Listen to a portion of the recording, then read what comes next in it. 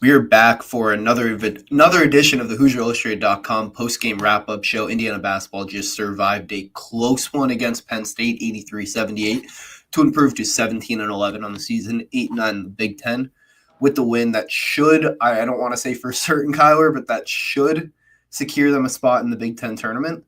But I don't know the exact numbers. I think it's 100%, but I think we're good at that. Yeah, but Drew, I will say this, and I know we're going to lean into it. Indiana was playing with fire for about 15 minutes. Yeah. And it was I don't even know if you want to call it an ugly game. It's just both teams refused to play defense. I'd say opposite ugly.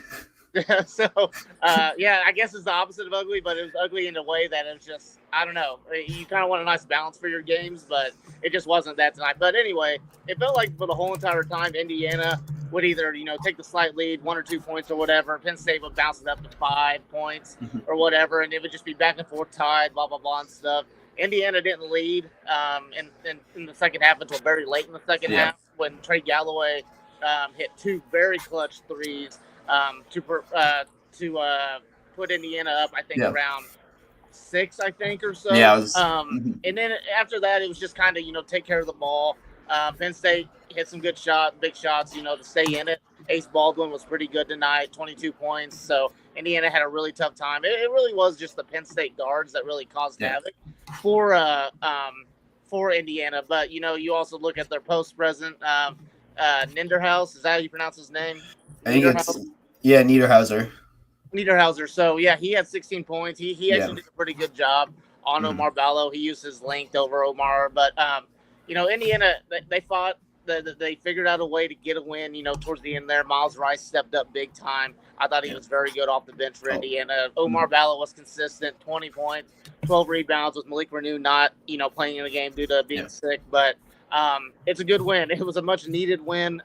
You wanted to probably see Indiana win this by double digits, but at this point in the season, you just take it because it keeps their NCAA tournament hopes alive.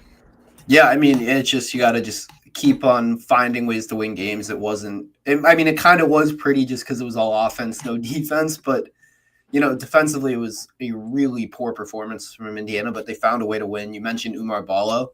I think one of the biggest parts was with no Renew, you knew he was going to have a big workload tonight, 36 minutes, and stayed out of foul trouble. I think he finished with just 3 fouls, but filled the stat sheet, 20 points, 12 rebounds, 5 assists. Anthony Leal, it wasn't like his, monster game or like anything like that, but Anthony Leal is just continuing to do Anthony Leal things. When I would think about Anthony Leal, it's NBA comparison, but I kind of think of Draymond Green. 2 guys who are never going to be like 20 game type guys, but just make the right play. And when they're on the floor, the team's so much better because of them. Yeah, no, Anthony Leal, just his role on that team is to be the senior leader, obviously, bring a high IQ to the offense, the defense, communicate on defense, but also his role is just to, cause a riot on the floor, just muck things up for any offense or anything, fly around the floor. I mean, there were a few times you may say that he was flopping a little bit, but just being that annoying pest, on the floor and stuff like that and making that extra play, that's what he does and everything. And, Indiana, like I said, the guards played really stepped up. The perimeter shooting tonight was really good. 10 of 15 for Indiana.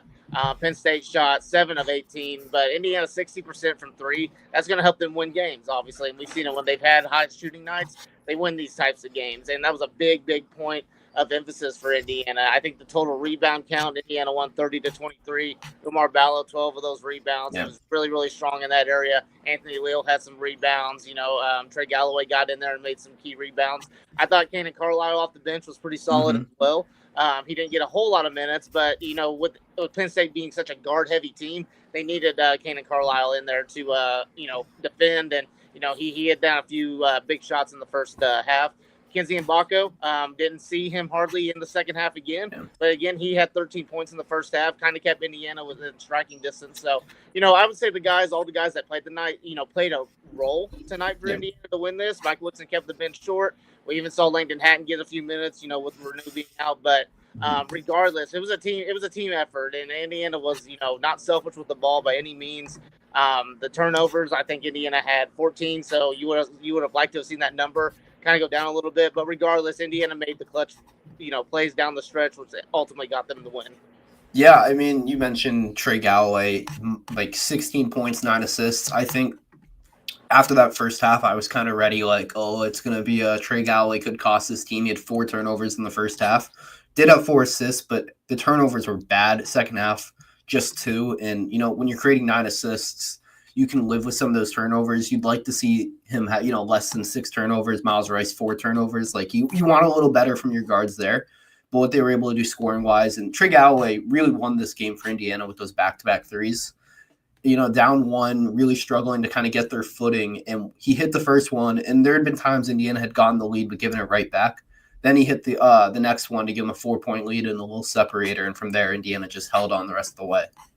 Yeah, no, he played like a senior tonight, and that's exactly what you need to see. Yeah, it was a little shaky, in the first half with him. You mentioned the 4 turnovers that were a little boneheaded. Miles Rice, he ended up having 4 turnovers as well, so he made some silly mistakes. He had a couple of bad passes. One, I remember, he tried to swing it all the way across from the other side to Mackenzie Mbako, and it got intercepted. So Penn State ended up scoring how many points off of turnovers? 10 points off of turnovers. Yeah. But Indiana also, with the 12 turnovers that they forced Penn State to have, they scored 18 points off of it. So you take that. And Indiana, you saw a few times where they were able to get out and run. There was that steal that Galloway had, or Leal or whoever, but ended up finding Miles Rice for that easy layup. And that felt like that was the seal of the game or whatever, even though Penn State was still technically in striking distance. It was just one of those games where it felt like if you were up by 3 possessions, you were going to win this game.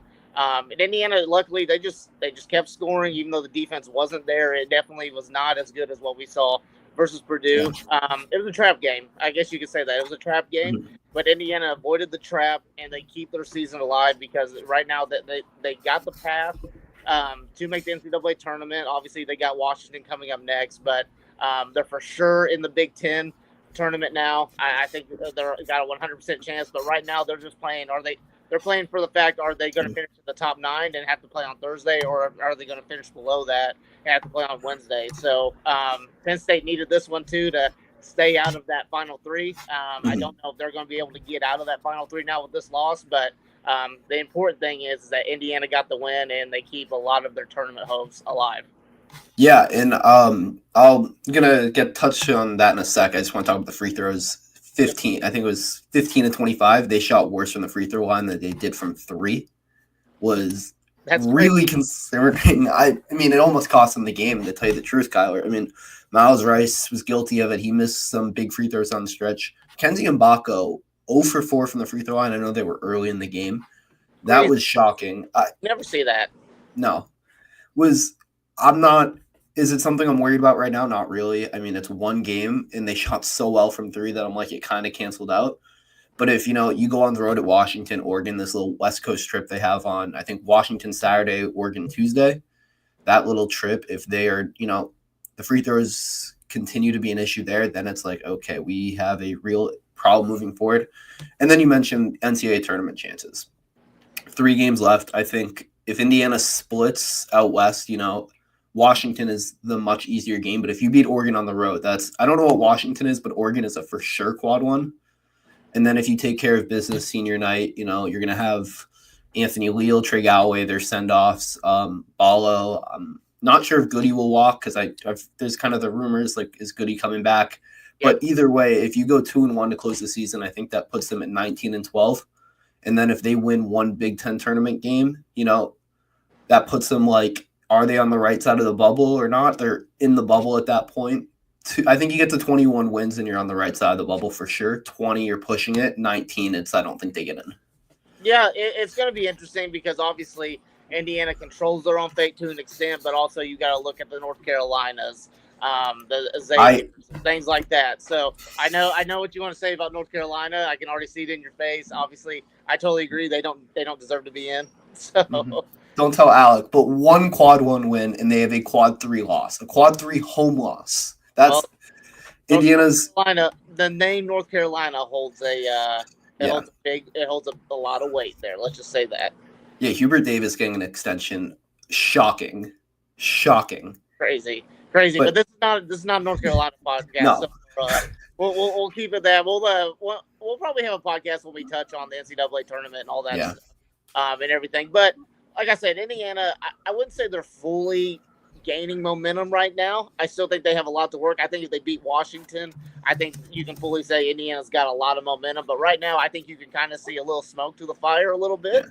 I think you can see a little light there at the end of the tunnel in a way. But it doesn't have to be pretty. It really does. At this point in the season, it doesn't have to be pretty, especially when you go on the road. If they can win ugly versus Washington, you don't really care how they do it. Just get the win, figure it out, and then go to Oregon and see what happens with there. I think Oregon's a very, very good team. They're a tough team, but they have shown a lot of flaws throughout the Big Ten season. And they have shown that they are beatable. So if Indiana plays the way that they did, especially against Purdue, this Indiana team can really go on a run. And I think once you get tournament time, whether it's the Big Ten NCAA tournament, this is probably going to be an Indiana team that you just do not want to face, in the tournament.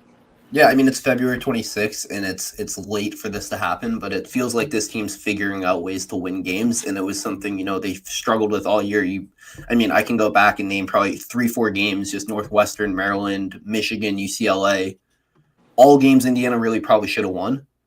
And it was games that just maybe not the maturity, the comfort to close those games out. And it feels like Indiana's starting to kind of, figure it out a little bit with, you look at Purdue yesterday, but over the weekend, they had the kill shot. They went on the big run and put the game away rather than, when they were up like 6, they could have, kind of just took their foot off the gas and just held on. And then you let a Purdue team, that's very good get back into it.